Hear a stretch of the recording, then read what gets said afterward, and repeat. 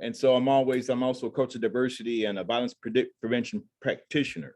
And that's what I've been doing for 20 years. I'm a certified Ohio violence prevention practitioner. So I want a world of peace. The one thing I want is that one love. I want one agape, that unconditional love. And that's what I want for the world. But One thank love. you for putting me on the spot like that.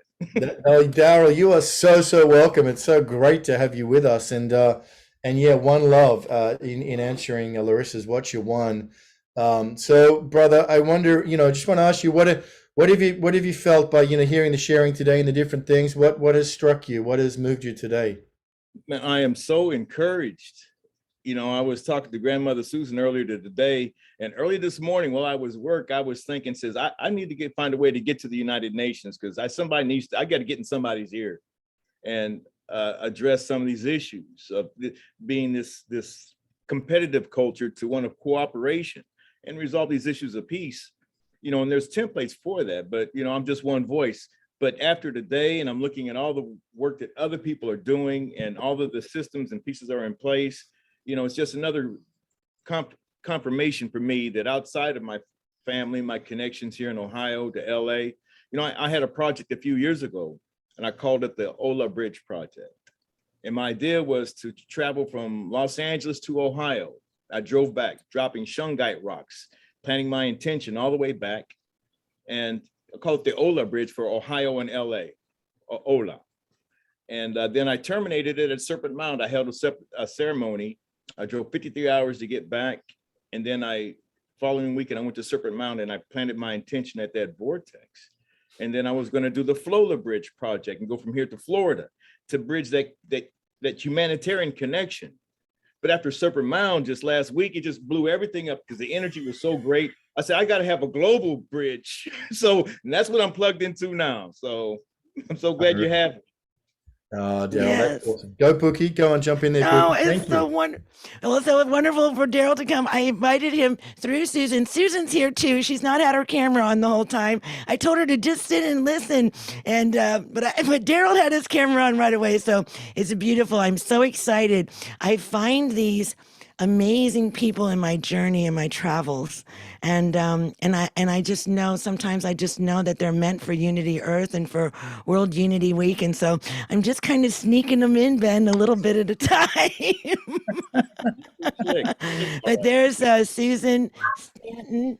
And oh, there she is, Grandma Susan. So, I'm so grateful. So I just invited them. I said, just come and listen and see if there's an offering that you want to make. And Grandmother Susan has grandmothers that she works with. And I think it's time for their voices to be heard too. So thank you so much, Grandmother, for being here. Thank you so much. Yes, and for reaching out to Daryl. She goes, I think that Daryl should be in here too. I said, yes, call him. So I'm so excited that you're here.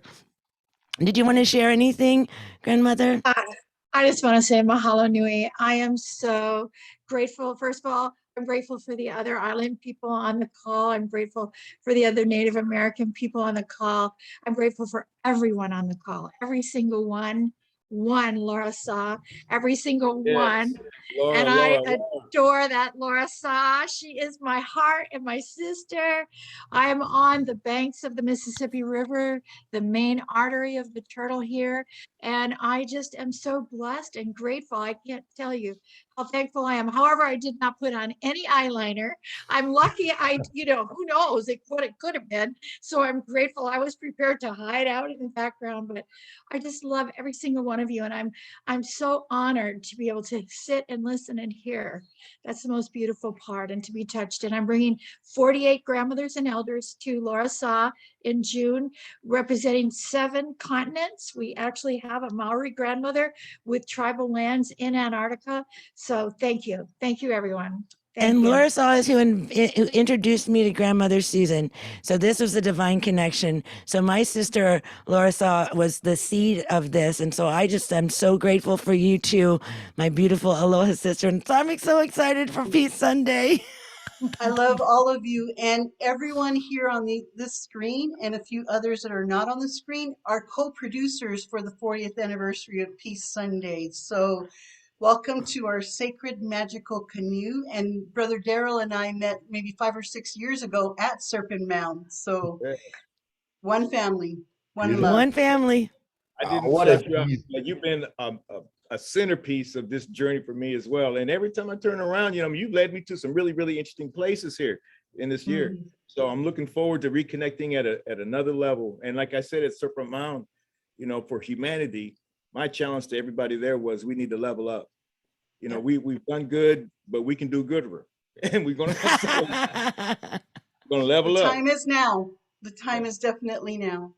Such a beautiful circle. What a touching moment. Grandma Susan, thank you for being with us Thank you, and sharing Ben. your light. Thank you so and much. Your love. And we're Peace Sunday is going to be amazing. And just before we go, just as we close, Daryl, I want to ask you, would you say just a closing prayer? If we all just come together in a silent moment, we'll remove the spotlights, we'll go to gallery view together. And if you would just close this circle today, brother, I'd be most grateful. Dear Heavenly Father, I just want to express some gratitude to you. And I want to thank you for the moment that we've all just experienced and shared. For those that have been here on the front lines forming this opportunity for us to transform your planet. And for those that are newly arrived, but deep into our journeys, that you would find a way to bring that synergy together so we can experience that oneness, that unity, that vision that we have, what Dr. King referred to as the beloved community, that city of hope, a city of love, that unity that you designed us to be. We're asking that you reach inside of us and you help us to walk into that purpose for which we are here. It's no incident, it's no accident that we are here now. So we're going to stand out in faith that every provision that you have for us is already there for our journey. Your word kind of tells us that for every vision that we have, that the provisions are already there. So we're going to continue to march, and we're going to march forward in expectations that as long as we are walking in the ways of righteousness, the ways of brotherly love, and the ways of hope and aspirations, that we're going to make this old world a new world. In the name of our Father, we thank you. Amen. Amen. Amen. Thank you. Thank you. Thank you, Daryl. Thank you all. Thank you, Patricia and Davis, for being with us the whole way and sharing your love and love. Thank you, everybody. Thank you. Blessings.